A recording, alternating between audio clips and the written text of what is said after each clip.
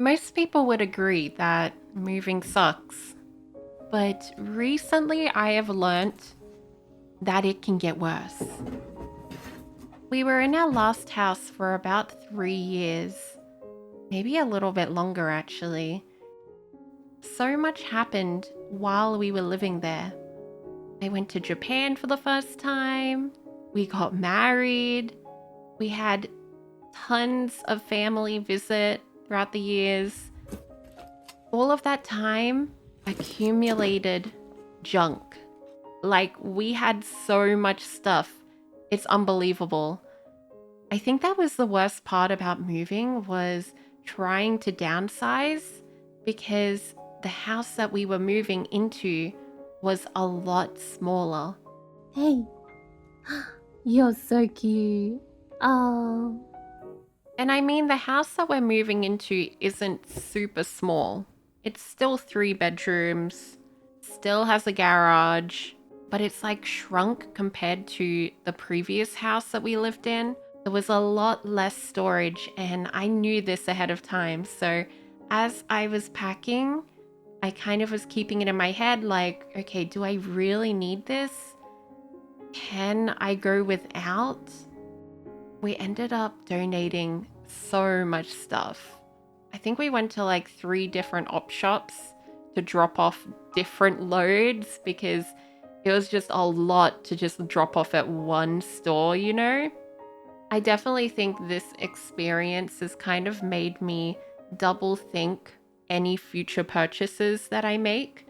Like, I'm going to think about, do I really need this? Do I have the space? Am I going to regret this when I have no room for it later on? I wouldn't say that our last house was gigantic or anything, but we did have a lot of storage, and that was the problem. We had a lot of things hidden away in the cupboards that I had no idea were there. Like, we had way more stuff than I realized. I feel like now I have more of a mental list of all of the items that I actually own. Sure, there's probably still some items that are like hidden away in a cupboard that I will eventually forget about, but at least it's not like a truckload, right? At least it's not a truckload.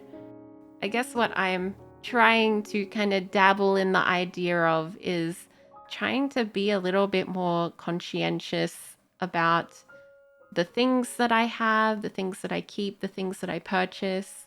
I used to live in a really tiny apartment, a 1 bedroom apartment, years and years ago, and I went through a similar thing where I had to downsize and donate a bunch of stuff just so then it would fit. I cannot believe that I was able to live in that tiny 1 bedroom apartment. That is impossible for me right now. It would be very difficult. I'd probably have to get a storage unit or something to put all of my junk. It just makes you kind of like reflect and think about capitalism and all of that bullshit a little bit more, especially when you have a move like this, where you're trying to fit something that was in a big house into a little house.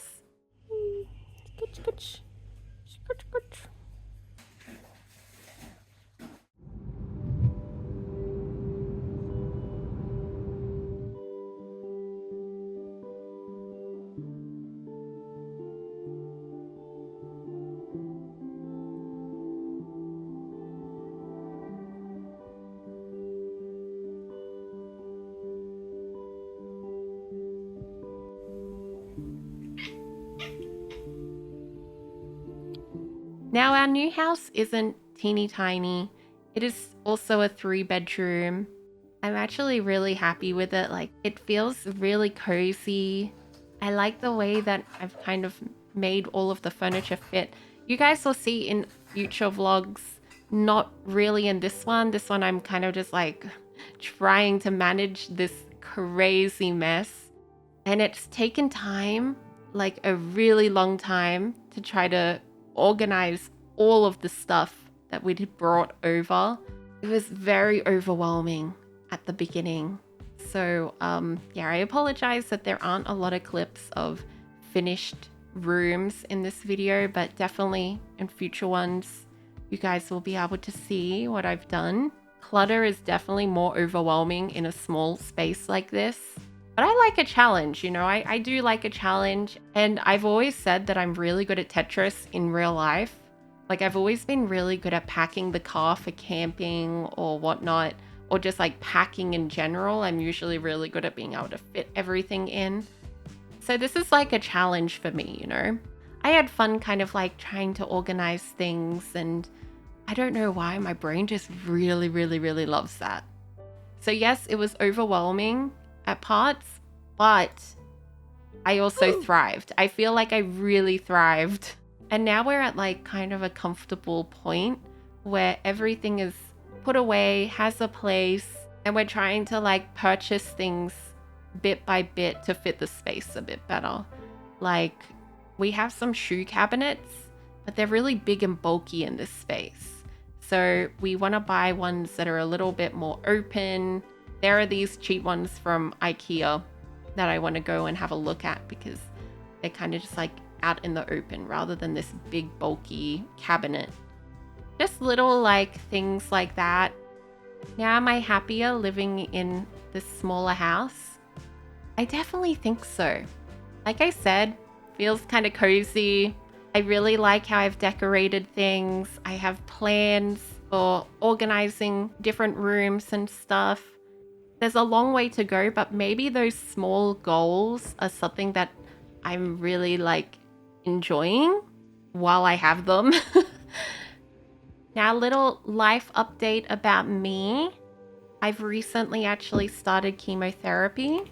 It knocked me over in the first week and a half afterwards, but it's like 2 and a bit weeks after chemo now, and I'm feeling a little bit normal, and I'm actually thinking I'm going to sign up for a course. I'm not sure if I should do a certificate or diploma yet, but I'm thinking I'm going to do that. And that's what I'm going to do as my major goal this year while I'm in treatment. I also want to say thank you so much everyone who commented on my last video. That video was kind of all over the place. This video is also all over the place, but I just want to keep them kind of simple and not overproduce them or anything. Oh yeah, I did get a haircut at some point during this video. If you're wondering where did her hair go, that is what happened. I had a haircut. I actually really love having short hair. I downsized everything apparently. But yeah, I think this smaller house is definitely the right environment for me to be going through treatment. My mind feels a lot less cluttered. Things are a lot more affordable as well. Even the bills are a lot less. Probably because it's a smaller house, less lights, you know? But alongside studying, I would really like to get back into some other form of content creation.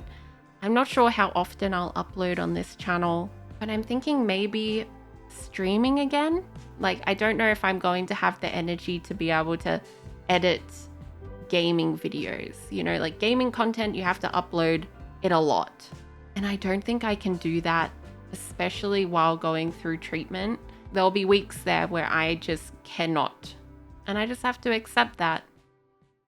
So maybe live streaming would be really good because I just press live and I get to, you know, sit there. And if I turn into a zombie, I turn into a zombie.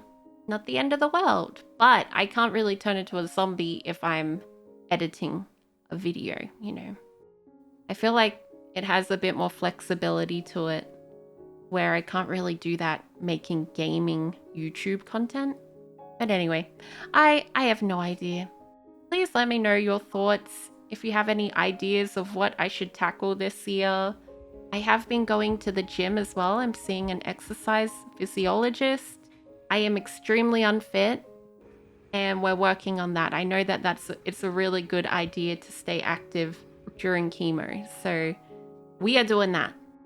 I actually did some makeup all for my babies that I'm going to be unboxing on Instagram. I just wanted to finish the vlog Kind of saying that in the next vlog, I will go over a little bit more to do with my chemotherapy journey. The first time that I got it last month, I knew I was going to be bowled over, but I also didn't expect it to hit me that hard, you know. I still somehow managed to go to the gym like every other day. So you guys are going to see what my routine is, what I've been up to kind of like stay active a little bit, what I've been eating, etc. Hey, and maybe we'll cut my hair too because this is not good, my fringe. But yeah, thank you so much for watching, everyone, and I'll see you all in the next one.